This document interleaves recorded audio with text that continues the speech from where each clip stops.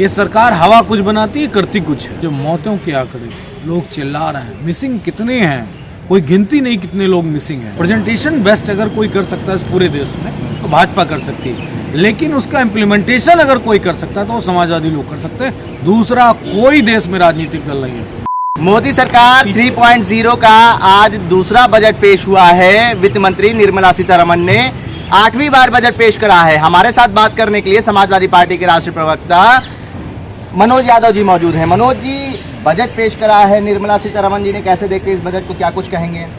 Political budget है, जनता के लिए कुछ नहीं, लेकिन एक हमारे पूरे भारत में एक सिस्टम है कि अगर हमारे यहाँ कोई दुख होता है तो फोकस दुख पे रहता है। इस सरकार ने सदन में जिस तरीके से कुंभ के मुद्दे पे कोई बात नहीं सुनी विपक्ष की, वो बहुत दुर्भाग्यपूर्ण है। बजट तो हमेशा से पेश होता आया है, हमेशा पेश होता रहेगा और उसमें कोई बड़ी बात नहीं है, लेकिन जो बातें कही जा रही हैं वो बातें बड़ी महत्वपूर्ण हैं। बिहार का चुनाव है तो क्या बजट को पूरा कॉन्सेंट्रेट बिहार के लिए किया गया है, इस तरह की बात। और जो इनके तमाम सारे जो बातें टैक्स से रिबेट की वाली बात कही जाती है, उस पर सरकार का रवैया बिल्कुल स्पष्ट और इस तरह का नहीं रहा है। पूर्व में भी जब आया था तो बताया गया था इतना इतना इतना टैक्स रिबेट मिलेगा, और अब भी जो बात बताई जा रही कि 12 लाख तक का जीरो होगा, तो मैं इस पर तभी विश्वास करूंगा जब सारे डॉक्यूमेंट्स इस बजट को प्रस्तुत करने वाले और सारे विभागों और सभी को पता चल जाएगा, क्योंकि ये सरकार हवा कुछ बनाती है, करती कुछ है। ये सबसे महत्वपूर्ण बिंदु है और इस वजह से इस सरकार की किसी भी बात पर विश्वास करना मुश्किल होता है। युवाओं के लिए बताया जा रहा है भारतीय जनता पार्टी की तरफ से कि स्टार्टअप के लिए 10,000 करोड़ तक के फंड बनेंगे। इनका सिर्फ इसी तरह के फंड, स्टार्टअप के लिए, मेक इन इंडिया के लिए, स्किल इंडिया के लिए, सब फंड्स ही तो बन रहे। कहाँ गए वो सारे फंड्स, और उससे क्या स्किल किया?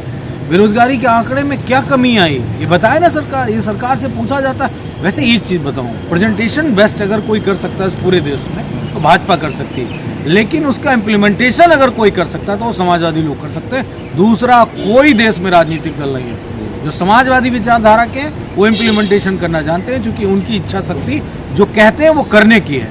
और ये साहब जो लोग हैं ये सिर्फ कहते हैं, करने का कोई नहीं। पूछेगा कौन आपने किया नहीं किया? मीडिया तो वैसे भी नहीं कोई सवाल पूछने वाली। मीडिया तो हमेशा उनके साथ कदम ताल करती है। मैं उसको कुंभ से जोड़ते हुए कहूँगा, कुंभ में इतने लोग मर गए, क्या किसी मीडिया ने चलाया? इतने लोग मर गए, इस तरह की भगदड़ हुई, मुख्यमंत्री के बयान पे ही पूरी मीडिया चलती रही। यानी कि क्या मुख्यमंत्री जब बोलेंगे तब बयान देगी मीडिया? मीडिया का अपना कोई स्टिंग नहीं होगा, मीडिया की अपनी कोई रिपोर्टिंग नहीं होगी। तो इस सरकार की वाहवाही पे बिल्कुल कतई नहीं जाना चाहिए। जो आंखों से दिखे उसको सत्य मानना चाहिए, जो सरकार कहे उसको कदापि सत्य नहीं मानना चाहिए। इसलिए मैं इस बजट से उतनी असंतुष्टि दिखाता हूं जितनी कि विगत 10 सालों से लगातार देश को देखने को मिल रही है। अगर कोई ऐसा बजट आप मुझे बता दीजिए कि सेंट्रल गवर्नमेंट ने ये बजट प्रस्तुत किया, उत्तर प्रदेश की सरकार ने ये बजट प्रस्तुत किया, तो वहाँ पे जनता के बीच में उसके बड़े पॉजिटिव नोट्स आए, पॉजिटिव ऐसे मार्क्स आए जिनको आप जिसे कहते नहीं, वो ऐतिहासिक लाइनें हो गई, ऐतिहासिक वर्क हो गया। ऐसा आपको कभी नहीं मिलेगा, कहीं नहीं मिलेगा। जीएसटी लेके आए थे तो कह रहे थे 1 नेशन 1 इलेक्शन लाएंगे, 1 नेशन 1 टैक्स होगा, लोगों को रिबेट मिलेगी। आज देखिए कौन सी ऐसी चीज़ है, दूध दही, बच्चों के दूध पे भी टैक्स है, दवाई पे भी टैक्स है, कफन पे भी टैक्स है, कुछ छोड़ा क्या? बच्चों की कॉपी किताब पे भी टैक्स है। इकलौता देश ऐसा बना दिया जहाँ आपके विकास के सिस्टम, जो शिक्षा के एजुकेशन को बेहतर करने के लिए हो, उस पर सिर्फ टैक्स चल रहा है, सिर्फ टैक्स चल रहा है। तो ये सरकार झूठ बोलने वाली सरकार है। मुझे नहीं लगता कि युवाओं के साथ जस्टिस करने वाली सरकार है। अखिलेश यादव जी से सवाल करा गया बजट के ऊपर, तो उन्होंने कहा बजट के आंकड़े ना बताइए, आप वो आंकड़े बताइए जो कुंभ में सामने आए हैं। सरकार कह रही है कि 30 लोगों की मौत हुई है, लेकिन अखिलेश यादव उन आंकड़ों के ऊपर बात कर रहे हैं जो कुंभ हादसे में मरे हैं। बड़ा दुर्भाग्य है कि योगी आदित्यनाथ से लेके और सारे अधिकारियों ने ये आंकड़े प्रस्तुत किए कि इतने करोड़ लोग स्नान कर चुके हैं, इतने करोड़ लोग स्नान कर चुके हैं।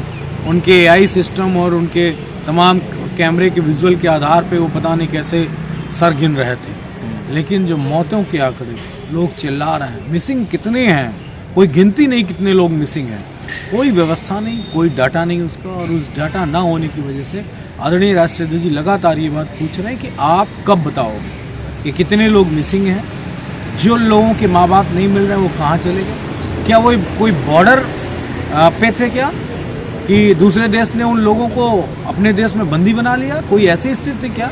अरे उसी मेले में ही तो होंगे ना, आस पास अगल बगल कहीं किसी के यहाँ शरण कुछ तो होगा। और आज के युग में ये कोई चिट्ठी वाला तार वाला युग तो है नहीं, हर किसी को अपने घर का नंबर मालूम है, नहीं घर का तो गांव का मालूम है, और कहीं ना कहीं से कोई ना कोई संपर्क कर ही लेता है। इतने आधुनिक चीज़ें हैं, मोबाइल है, व्हाट्सएप है, फेसबुक है, हर चीज़ से लोग अपनी बात कह देते हैं, ढूंढ लेते हैं, पता लग जाता है। सरकार के पास कौन सा मैकेनिज्म है? सरकार क्यों नहीं बता रही है? हजारों लोग मिसिंग में जा रहे हैं, हजारों लोग, और कितने सैकड़ों की मौत हुई है इसका तो आंकड़ा मैं खुद नहीं बोल सकता। प्रत्यक्षदर्शियों की बात मानूं तो हर भगदड़ में सैकड़ों लोग मरे। ये बात वहाँ के वो लोग कह रहे हैं जो प्रत्यक्षदर्शी थे। मैं तो लखनऊ में बैठा हूँ, आप लखनऊ में, तो उनकी बात सही मानी जाए, या जो डेड बॉडीज सरकार कह रही 30 आंकड़े। और कल मैंने रात को देखा एक चैनल ने, यूट्यूब के चैनल ने ही कहा कि मैंने 67 नंबर की भी लाश को देखा है। उसने परसों तक 58 का देखा था, अब 67, यानी कि उसमें भी 10 वर्ष लगभग और भी 9-10 लाशें बढ़ गई हैं। तो जो वहाँ पे पोस्टमार्टम हाउस में रखी हुई उनकी बात बता रहा है। बाहर कहाँ लाशें फेंक दी गई हैं? क्योंकि अगर मलबा इतना सारा निकला है, कई गाड़ियाँ मलबा, जूते चप्पल बैग निकले हैं, तो शायद मेरे ख्याल से आज पूरा हिंदुत्व जो है, पूरा जो विशालतम जिसकी आबादी है और जिसकी राजनीति ये सरकार करती है, आरएसएस, बीजेपी, सभी लोग, उन सब को मेरे ख्याल से सबसे पहले महाकुंभ के आंकड़े प्रस्तुत करना चाहिए। जब भारतीय जनता पार्टी के कार्यकर्ताओं से हम सवाल करते हैं कि इस हादसे का जिम्मेदार किसको मानते हैं, तो वो कहते हैं कि विपक्षी पार्टी की ये साजिश है। ये बड़ा दुर्भाग्यपूर्ण है। किसी ने कहा कि लाल रंग का झंडा लेके कुछ लोग आए, विजुअल झूठ तो नहीं बोल सकते। और इतने अनपढ़, जाहिल, गंवार टाइप के लोग हैं ये सत्ता में बैठे, कैमरे 2700 आपने लगा रखे हैं। आप बता दो कौन सा लाल झंडा लेके कौन जा रहा है? हमारी पार्टी का झंडा तो लाल और हरा दोनों है, साइकिल का निशान है, हमारे नेता की फोटो है। मैंने तिरंगा झंडा ले जाते हुए लोगों को देखा है। जब वो भगदड़ वाला वीडियो मैंने ट्वीट किया है तो मैंने उसमें देखा कि लोग तिरंगा लेके जा रहे हैं। शंकराचार्य मुकेश्वरानंद ने मुख्यमंत्री योगी आदित्यनाथ के ऊपर आरोप लगाया कि वो सही आंकड़े नहीं दे रहे हैं, उनको इस्तीफा देना चाहिए।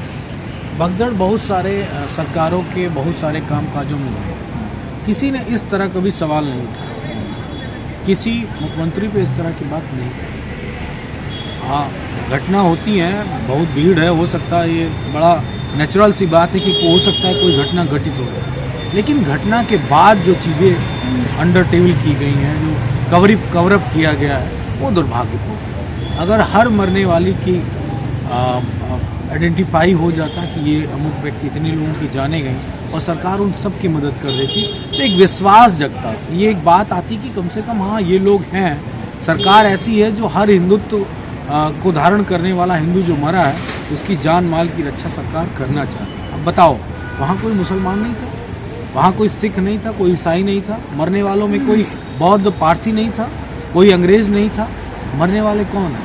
हिंदू हैं, सनातन धर्म को, ईश्वर को, आस्था को, जिसका प्रचार प्रसार आरएसएस और बीजेपी कर रही वो लोग हैं। तो फिर क्यों उनके आंकड़े छुपाए जाते हैं? क्यों? कौन उतनी मौतों के बाद कौन नहीं आ रहा है कुंभ में? मैं ये बात भी कह रहा हूँ, क्यों? क्योंकि इस देश के लोग आत्मसात करते हैं धर्म को, अपनी आस्था को, अपने तमाम सारे रीति रिवाज और जो भी पर्व त्यौहार है। तो ये सरकार क्यों झूठ बोल रही? सरकार को ये बताना पड़ेगा। और अगर विपक्ष पे हमला कर रहा है तो ईश्वर उनको न्याय देगा। मैं ये बात बहुत बेबाकी से कह रहा हूँ, क्योंकि न्यायिक चरित्र इस सरकार का जीरो है। तो जब कोई न्याय नहीं करता है तो ईश्वर न्याय करता है, प्रकृति न्याय करती है, तो इनके लिए फिर मुश्किलात होंगे, ये मुझे मालूम है। ठीक है, समाजवादी पार्टी के प्रवक्ता मनोज यादव हमारे साथ थे। इन्होंने भारतीय जनता पार्टी के ऊपर हमला बोलते हुए कहा है कि प्रेजेंटेशन भारतीय जनता पार्टी के अच्छा कोई नहीं कर सकता, लेकिन इम्प्लीमेंटेशन जो है वो समाजवादी पार्टी करती है। इन्होंने ये भी कहा कि सरकार मौत के आंकड़ों को छुपा रही है। भारत एक सोच के लिए आकिब मिराज खान।